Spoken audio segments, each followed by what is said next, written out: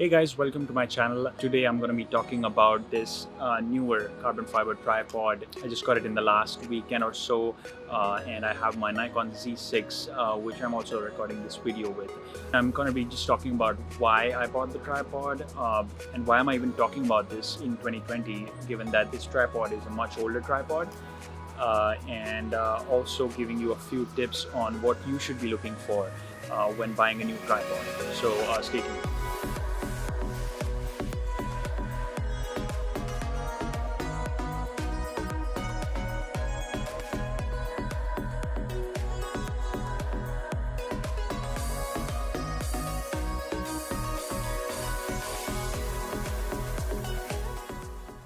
So before we get started, I think you guys would all appreciate the beautiful golden hour that's going on in the background, and this backyard that I am in is certainly beautiful.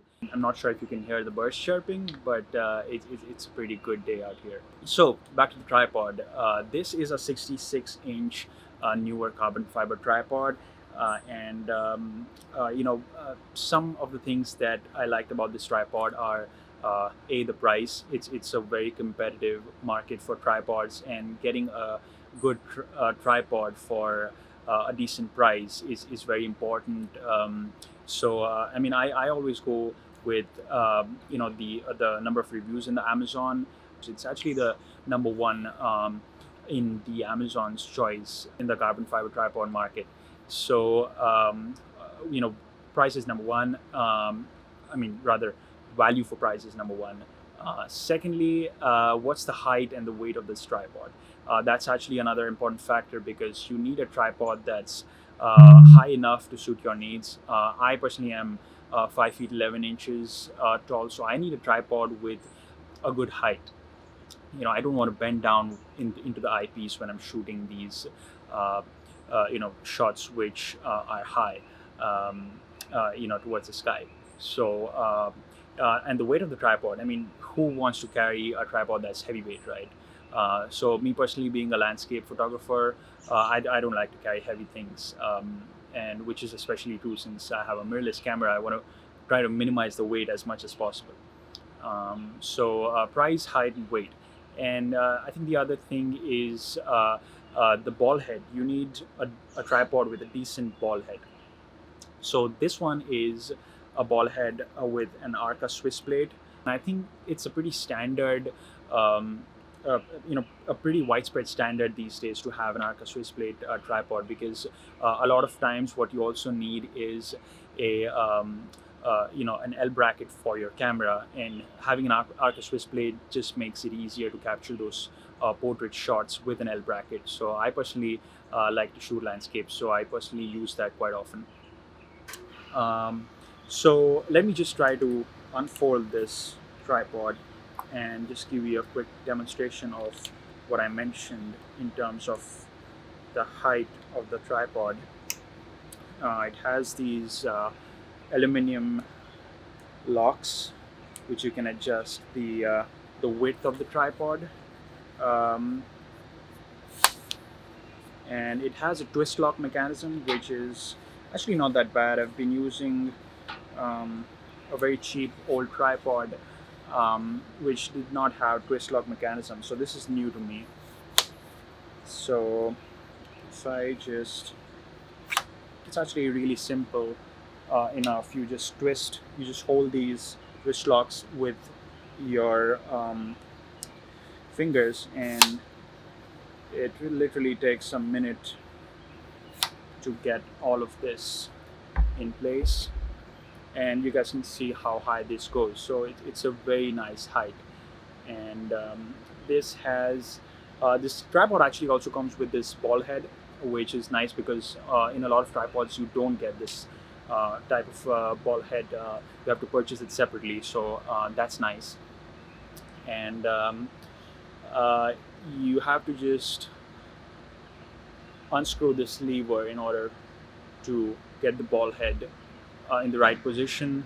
And I really like ball heads in favor of those quick release plates that do not move, because if this is an uneven surface, you can just as easily twist the ball head to get into the right plane of your shot. So so this ball head has also got fluid levels on top and on the side as well, which is nice to have. And what else? It's also got this weight hook that you can add for to make it even more sturdy. But I think this tripod being about 3.5, close to 3.5 pounds. I think it's 3.4 pounds to be correct. It is actually a very decent weight in terms of handling my Nikon Z6 and the lens that it comes along with it, which is the 24-70 f4, and this is actually being recorded on a 24-70 f2.8, which is a combined weight of over close to 3.5 pounds. So for a 3.5 pound combination of a camera and a lens, it's having no issues so far, and so far I'm just loving how this feels in terms of keeping my camera safe. This tripod also has this, you can also essentially switch this down. So if you just unscrew this lever, you can take the tripod and just flip it, and you can have your camera